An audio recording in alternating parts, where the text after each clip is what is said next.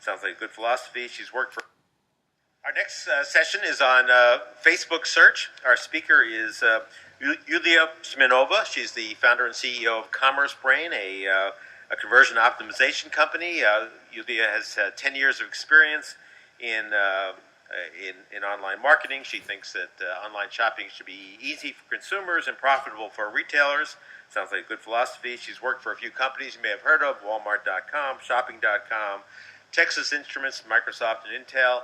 And she tells me that being from Russia, her research on Facebook search reminded her of what it must have been like to be in the KGB. So welcome, Yulia. Thank you, Don.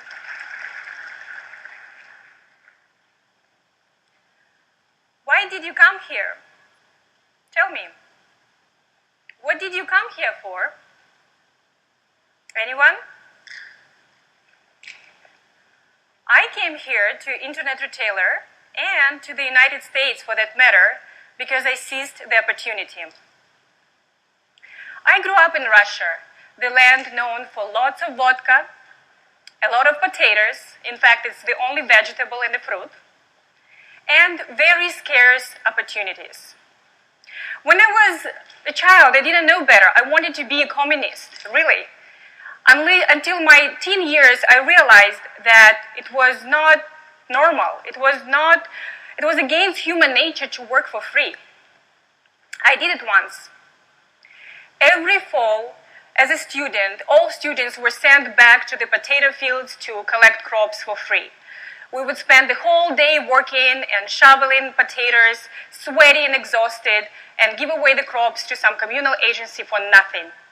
And I remember myself, sweaty, exhausted, and tired, questioning what I'm doing in that potato field. What I'm doing? I'm a teenager. I should be pursuing my dreams. And I got really, really sick after the whole week shoveling potatoes.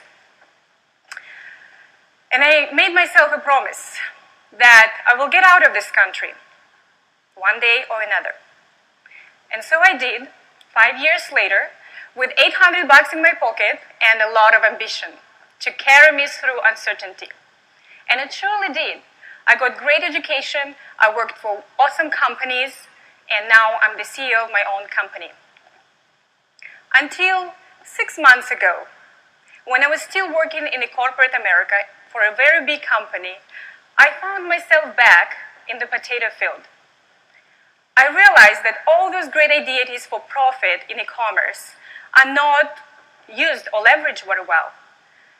And that time I didn't get sick, but I had a very strong emotional reaction that I have to get out.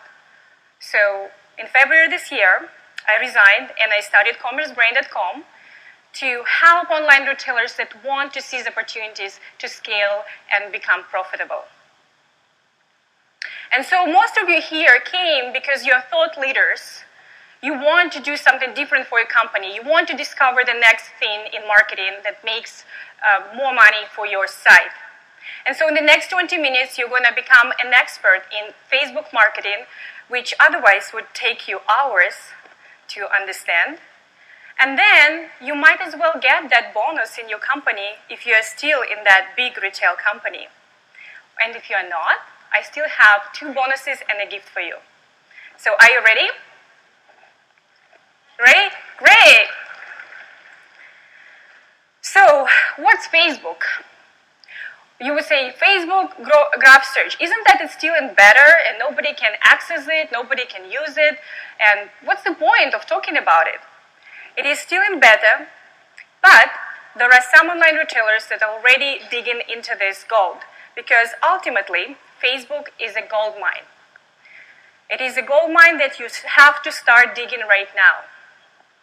The 2 retailers that I'm covering, Zappos, if you heard of it, and Eventbrite, already getting profits and money from leveraging Facebook, and they're ready for Facebook graph search. They're already collaborating with Facebook people internally. So most of you here, again, are thought leaders, right? You're very good at marketing and e-commerce because you're here at this event. But you know, in order to become a rock star, you need to amplify your marketing. And that's what Facebook does. Facebook amplifies any other marketing that you're going to do, email, search, or anything else.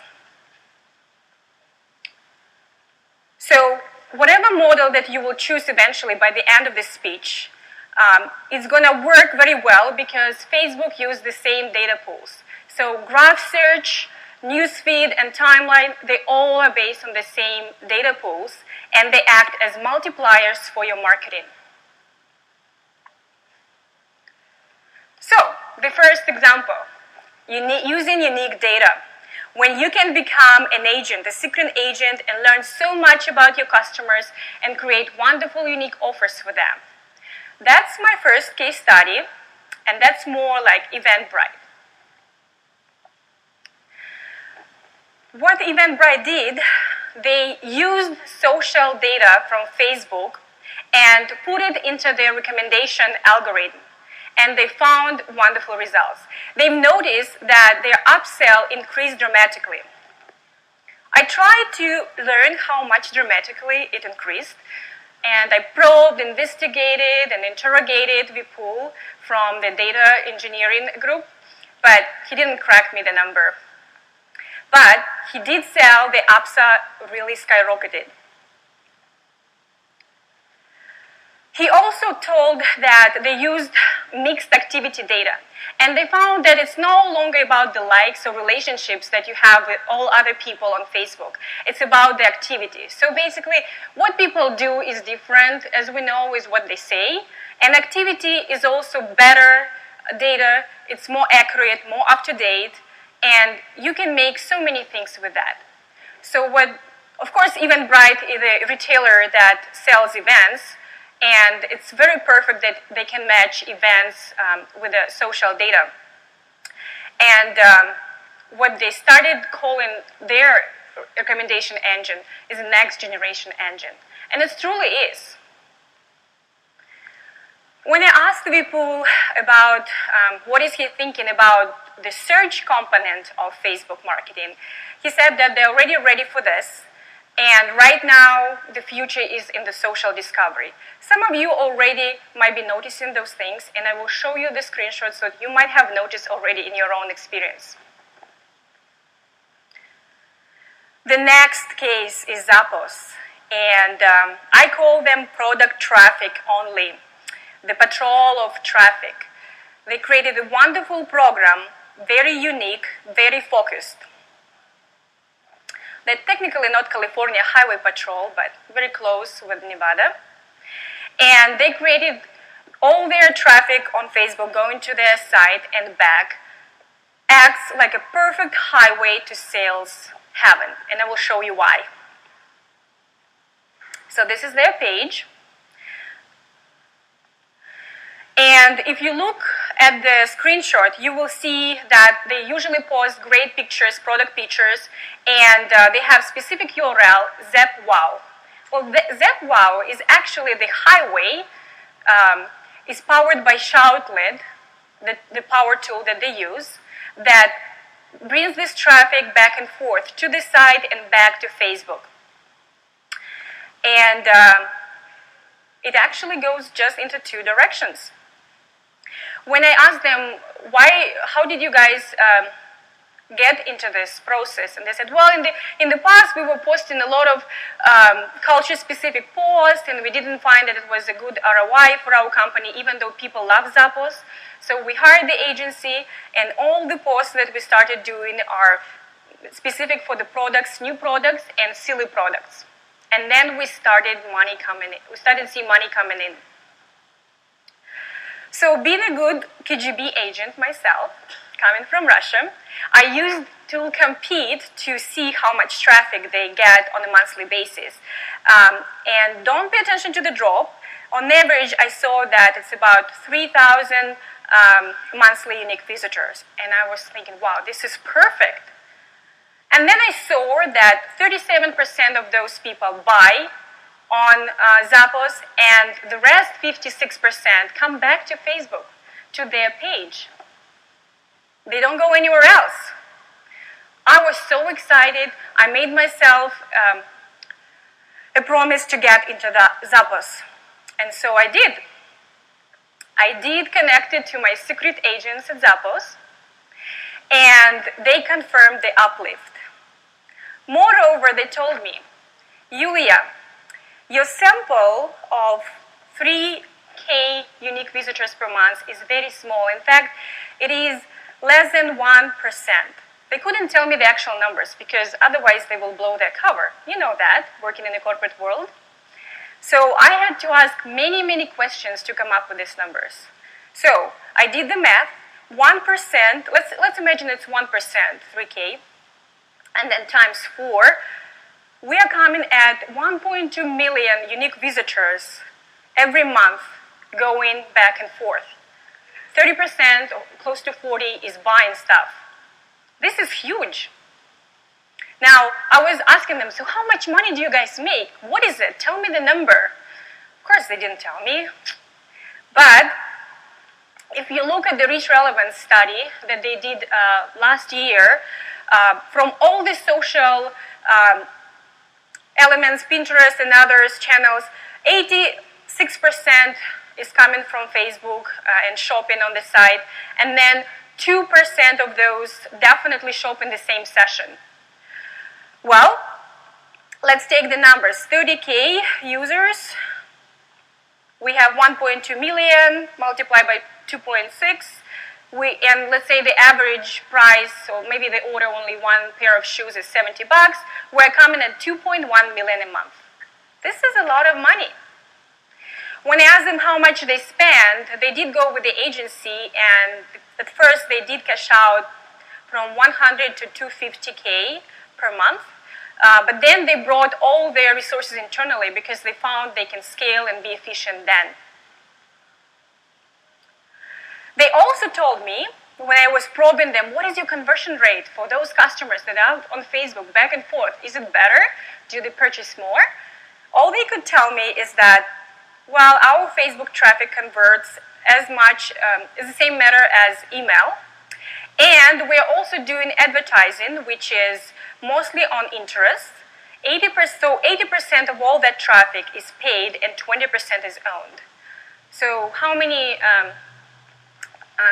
CEOs here? Remember, it's almost the same as with Google, right? You do your search, if you start, and you get 20% in the beginning with organic and 80% with paid, or sometimes in reverse if you're big enough. They also told me that they do a lot of shared interest studies and social listening. And they get surprising results for direct marketing campaigns. For example, they found that people who like Rachel Ray and cooking also talk about swimming and love swimsuits. And somehow their swimsuits were featured in her program. And so there is a lot of traffic got back to Facebook and to the site because of that. They would never figure it out. They also found from their shared interest study that most of their audience is becoming younger, which is good for business. More young people will be buying shoes.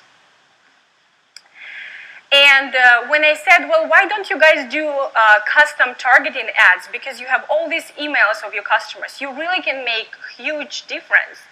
And they said, well, we don't want to, we're really protective of our customers. And right now we're just listening. We want to be real. We want to know deep why people buy certain things, what they like, and create awesome campaigns before we even do anything. But we do collaborate with Facebook Graph Search. We are ready, and we're developing some APIs because we know that in order to succeed, you have to use the power tools.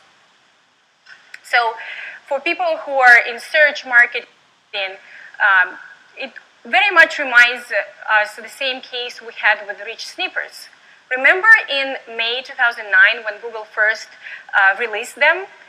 Not so many people leveraged this opportunity. It took 2 years till 2011 when retailers started using it. In fact, myself, when I was at eBay or shopping.com in 2010, we were suggesting why not we implement rich snippets. We are going to get 5 to 15% of extra traffic. And the developers there said, well, we did it Last year, nothing happened, but we insisted and there was an increase. So the same happens with the Facebook social graph search. Yes, it is in limited beta right now, but it will be open, but you have to start playing with it right now. You have to start putting your content and you have to start advertising. So, who else struck reach on Facebook besides Zappos and Eventbrite? As you probably read already, PetFlow makes 10 million from the investment of 200,000, and you will learn about it later this week from the company itself. Blitzmetric, a software company, not necessarily a Facebook marketing agency, brings a lot of profit for their customers. For example, Rosetta Stone. For every dollar spent, they bring 6.5. Now, most of you that are doing search marketing here, with Facebook, you have to do both paid and organic, and it's very, very much connected. And there is also this earned component that spills out, which is viral. And if you're a small retailer, probably going Blitzmetric route is the best because it costs about $2,500 to engage with this software company. It's not the agency. And let's say you have 1 million of emails from your customers that they can match to 70% most of the time. So it will be 700,000 customers. And then they will create ads based on organic posts from your Facebook. They don't create anything new, so you already have to have that content. And normally it costs about $1 per thousand. So if you do the math, you spend also $700. So it's about $3,000, right? You invest in the beginning. You can get from 5 to 10,000 in sales in the next week. And that's what they do for small companies or small retailers. So if you're bigger, like Walmart, you might not want to do this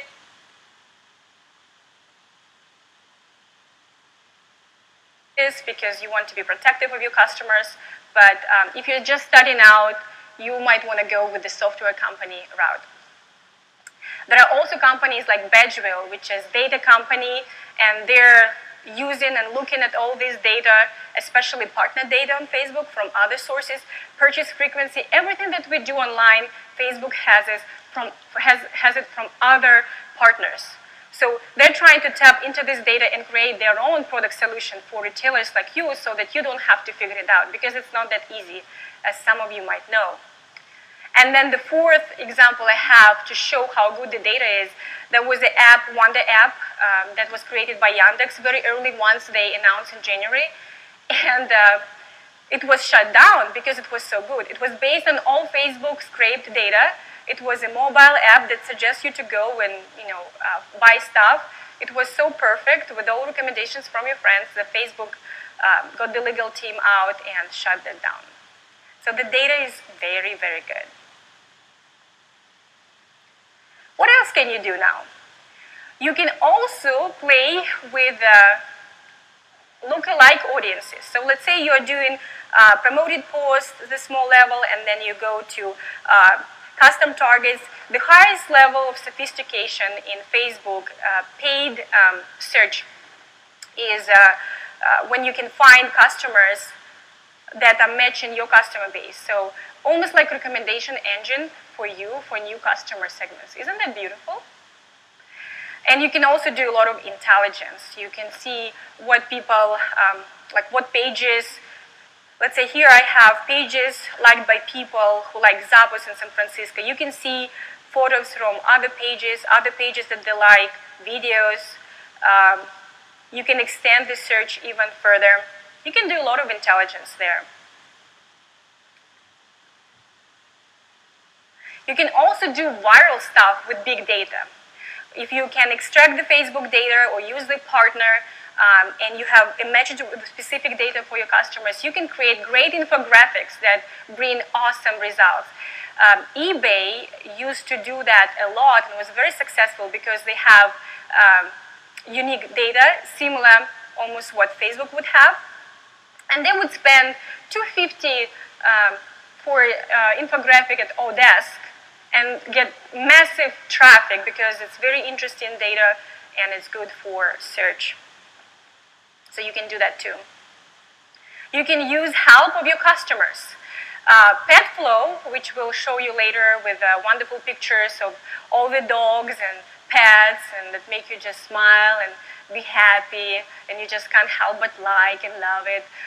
They use most of their pictures, if you look closer, is coming from their customers. Customers submit all this stuff. So all that content that ultimately will be indexed on Facebook search and everything else is coming from the customers. It's just beautiful. And there is engagement. So there are different models when it comes to the Facebook moneyverse. You can go with Eventbrite to create genius-like recommendations. You can go with Zappos and create direct sales traffic. You can go in direct route and manipulate people's emotions like PetFlow. Or you can create very unique offers if you're working with a third party, whether it's advertising or just getting the data and matching with your site features or anything else that you do. So this is a very complex slide, but just to give you an idea, what you're doing is you're trying to play with the edge rank, and most of you know what it is here. And in the hierarchy of sophistication, you start with a page with engaging content. You cannot BS it. It should be very good. Then you go with promoted posts, only the best ones. Then you have to have killer apps to collect all the emails and have interactions of your customers. Then you do advertising with custom audiences because it's cheap and it's very, very precise. And then you find lookalike audiences, people who are like your customers who will also like to see your advertising. And it shows up in search and in feed. From the customer perspective, again, it starts with the feed. I read the feed, I discover, I search, and you show me relevant ads, etc., interest, likes. So again, Facebook data and any features, search or advertising are amplifiers for you to be the rock stars in marketing. Remember that. And you would say, Yulia, but the data is very dirty right now, and there is privacy issues with Facebook, and it's very hard to do graph search. I mean, you really have to learn how to do it because it's like SQL. You really have to be precise. You need to know the formulas, right? Well, the newsflash will already been trained by Facebook. There are suggestive prompts. They try to classify our emotions. They have a very slick mobile experience that will make you add more data, discover, and search. And I have some examples here. We have a news feed that you can create lists, right? And then right now, if you're upgrading to a new app on Facebook, it prompts you to sync all your photos on your iPhone, and it's going to be going private. So why not? We also train to search. When you show up in any new city, there is a bubble that says you have to tap to search. And there are always suggested posts, related photos, incentives to check in, recommended ads, ratings. All of that is being thrown at you. We are trained to discover. We are trained to add more data. They always want to add me, what is your family? What is your relationship status? I don't like to disclose that, but they always bug me about it. So, and you might be saying, well, Yulia, I don't know. I'm not going to add more information to my Facebook. I don't trust it. But the truth is, we're going to add more TMI. We're going to share more TMI because technology made it easy. It's actually very good for us from the perspective that we get more incentives. Remember that experience with LinkedIn when people in the beginning were like, oh, I don't want to be on LinkedIn. I don't know if my employer would see that. And I don't want to show too much information. Now everybody now, and even a grandma, puts her skills on LinkedIn profile so that she's discoverable and she gets jobs. So, or like with online dating, like 10 years ago, people were saying, who is doing only crazy people doing online dating. Now everybody is dating, even dogs and pets. There are sites for pets. So all of that with the social science that Facebook is digging into with their social scientists will show that we will be sharing more TMI data. We will be sharing more in structured ways, and Facebook is working on that. And we will be expert in anywhere, in any products and experiences, but not necessarily we have to be physically and locally there. We will be, because the information that we subscribe and add and everything will be with us all the time. So in order to make sense of search from Facebook, you need to know that you have to start playing in this gold mine right now, and the SEO will be much more complex than with Google. You have to integrate with paid, otherwise it will be not working as effectively. You have to use power tools, and eventually, if you start right now, it will be very cheap for you, and you might not even need to do advertising. So, my dear friends, which team are you in? Are you in the team that's plucking potatoes on the field for free, or the team that's digging for gold? You decide. So for those who are the gold miners, I have the bonus for you. I have more information for the last 6 months that I digged out, more case studies, more tools that people use, statistics, everything you need to know I can share with you later as a download. And you can also have a free 20-minute Skype conversation with you if you have specific question for your business. The second bonus you get is you can get expedited invite to Graph Search, because I still have my secret agents there. And you will get a free upcoming e-commerce Kindle book that I'm writing with 55 experts globally. It will be free only for a limited time. It's going to be published in October. But for all of you here, because you're rock stars, you will get it for free. And all you need to do is to like commercebrain.com on Facebook and to give me your business card. Thank you.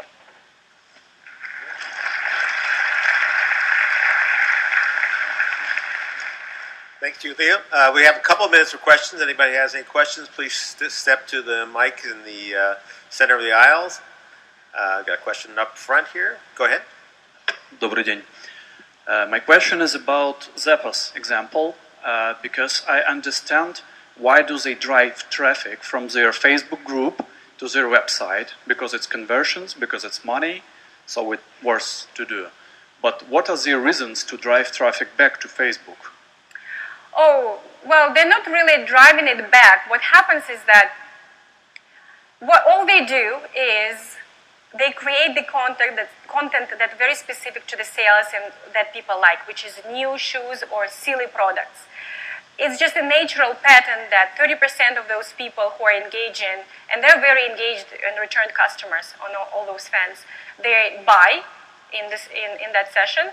And then the rest, they go back because it's a wonderful experience. They want to go back on Facebook. And they go back to that actual page, and you can see it and compete because it shows Shoutlet. So Shoutlet Zepwow is powered by Shoutlet. So they don't go anywhere else. They just go back to that page. It's normal behavior. Okay, and second question is about killer application. What do you mean under it, and how it should work to collect data from clients? Killer apps? Yeah. Killer apps is, well, when it comes to Facebook, and I already shared that the conversion rate on Facebook is similar to email, and a lot of Facebook marketers, good Facebook marketers, will tell you that it's basically amplifying your email marketing. But what you want to do, you want to get all those fans and people who like it, but you also want to get their emails because you wanted to own this data. So any app that collects the data, let's say it's a download of something free, or there is a contest, anything that prompts a customer to add their email, it's an app. So maybe I can show you actually any example, even if we go with Facebook or with Zappos, they usually have contests, they have newsletter subscriptions, any app that you can create in the iframe that collects email will work. Sorry, my question was not about why client should give you his or her email? What drives them to do it? What drives them? Let's say there could be a promotion. You get 20% off if you're part of this contest. Okay. You can get free download of, if it's a business, you can get like free information, free ebook. Let's see. I wonder if we have very good examples with Zappos right here. It could be many things.